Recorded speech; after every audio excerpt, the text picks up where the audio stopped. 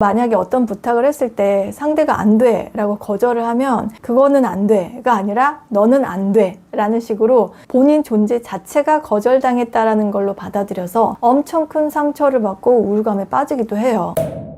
우리가 연애를 하는 것도 중요하지만 사실 어떤 사람과 만나느냐가 더 중요하잖아요. 잘못 만나면은 감정적으로 소모가 커지기도 하고 서로한테 상처 주는 만남이 될 수도 있기 때문에 연애를 하는 것도 중요하지만 누구랑 인연이 되어서 건설적인 관계로 만들어 가느냐도 아주 중요한 것 같아요. 그래서 오늘은 만났을 때 힘든 연애를 하게 되는 이성 유형에 대해서 말해볼까 합니다. 아마 한 번이라도 이런 분들을 만나보신 분들이 계시다면 공감을 하실 수도 있을 것 같아요. 제일 먼저 만났을 때 힘든 연애를 하게 되는 이성 유형은 자존감 낮은 사람이 될 것 같습니다. 근데 의외로 자존감이 이렇게 높은 분들보다는 낮은 분들이 꽤 많아가지고 썸이나 연애 초반에는 잘 모르고 사귀었다가 서서히 알게 되는 경우도 많죠. 아니면 상대가 자존감이 낮은 걸 알고 있더라도 내가 좋아하는 마음이 크니까 뭔가 그 사람이 안고 있는 상처 같기도 해가지고 연인으로서 내가 좀 보듬어줘야겠다 라는 생각에 많은 애정 표현과 사랑을 주면 좋아지겠지? 라는 희망을 가진 분들도 계실 것 같아요. 물론 이렇게 되면 아주 살짝은 좋아질 수는 있어요. 근데 이런 자존감이나 심리적인 부분은 어렸을 때부터 형성된 게 대부분이라 자존감이 높아지기까지는 굉장히 시간이 오래 걸리고 또 옆에서 이렇게 누군가가 도와준다고 해서 더 높아지는 경우가 굉장히 희박하기 때문에 만나는 연애 기간 동안 어느 한쪽이 좀 많이 힘들 수밖에 없는 것 같아요. 그리고 이런 분들은 어딘 그대로 스스로를 존중하고 있다는 느낌이 굉장히 낮은 상태예요. 쉽게 말하면 우리가 두 다리로 이렇게 땅을 딛고 서 있을 수가 있어야 되는데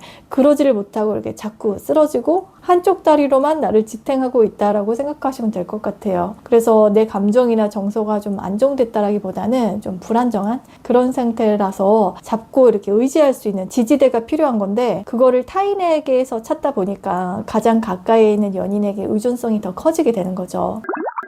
그래서 특히 남자분들 같은 경우에는 자존감 낮은 이성을 만나게 됐을 때 연애 초반에는 자기한테 기대고 또 연락도 자주자주 하는 그런 모습에 되게 애교 있고 막 귀엽다 이렇게 생각이 들면서 구성애가 생기기도 하거든요. 뭔가 이 여자를 위해서 더 해주고 싶고 챙겨주고 싶다라는 마음과 함께 아, 이 여자가 날 이렇게 의지하고 있구나 그리고 믿고 있구나 라는 생각으로 세세한 것까지도 잘 해주려고 하죠. 근데 이렇게 자존감이 낮은 분들은 대부분 자기 자신에 대한 신뢰가 부족하기 때문에 남들도 잘 믿지 못하거든요. 그래서 표현은 상대에게 의지하고 기대려고 하지만 내면으로는 상대를 잘 믿지 못하고 있는 상태라서 이런 이중적인 부분에서 좀 힘들고 혼란스러워하게 됩니다.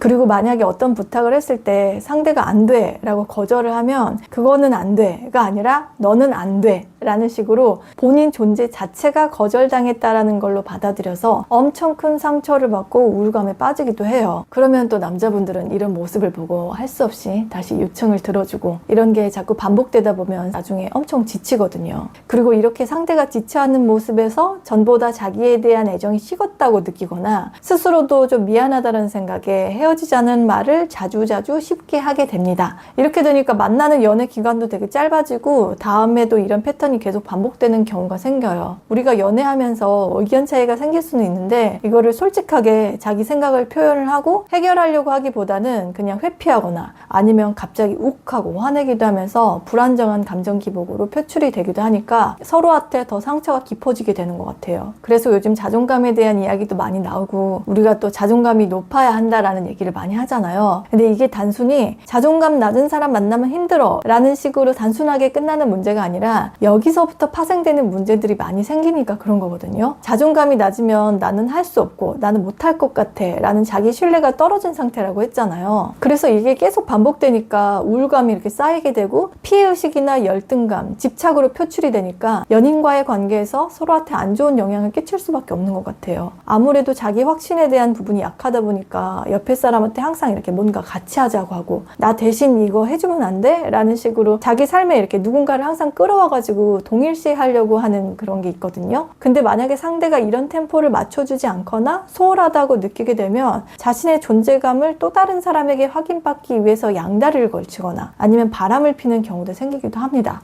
혹은 혼자 있기 힘들기 때문에 바로 환승연애를 하기도 하는 소위 남자 없이는 못 사는 여자, 여자 없이는 못 사는 남자가 되어버리는 거예요.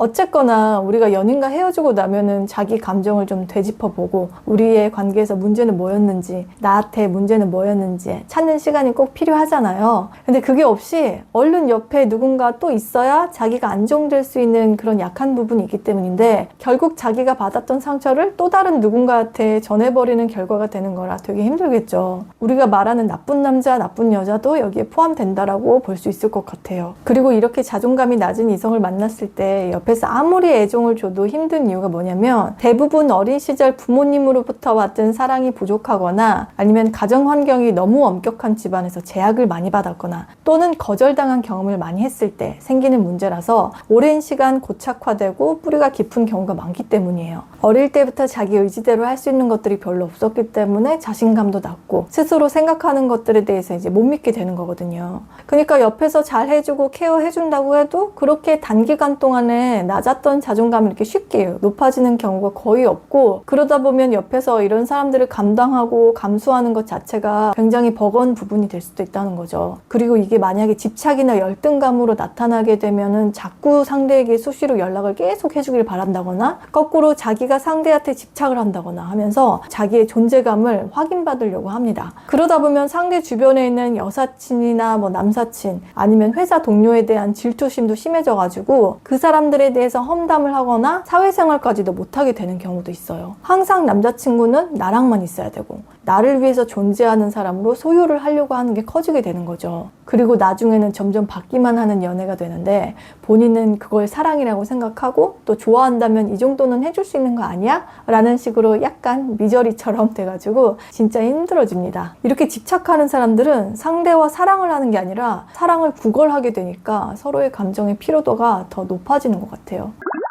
물론 우리가 힘든 일을 겪고 다 살다 보면은 자존감이 떨어지는 때가 꼭 있잖아요. 그럴 때 건강하게 다시 회복하고 긍정 패턴으로 으쌰으쌰 다시 끌어올린다는 게 참 힘든 거는 맞아요. 그래도 자존감이 높다면 오히려 그런 것들을 회피하지 않고 하나하나 마주하면서 다음 발판으로 나아갈 수 있는 초석으로 만들게 되는데, 이게 아닌 분들은 그냥 주저앉아 버리거나 누군가가 자기를 꺼내어줄 때까지 이렇게 무기력하게 계속 우울감에 빠져 있을 수밖에 없어서 더 안타깝죠. 근데 이거는 아무리 연인이 감정적으로 케어해 주려고 해도 결국은 본인 스스로가 자기가 할 수 있는 경험들을 계속 만들어내고 성취를 해나가면서 조금씩 자신에 대한 믿음을 쌓아가는 시간을 가져야 되거든요. 그러면서 해결이 되는 부분이라서 솔직히 옆에서 도와주는 게 한계가 있는 것 같아요. 그러니까 혹시 이렇게 자존감이 낮은 분들을 좋아하시거나 아니면 만나고 계시다면 내가 대신에 뭔가 해줘야겠다라는 생각보다는 상대가 스스로 본인 감정에 대해서 좀 들여다보고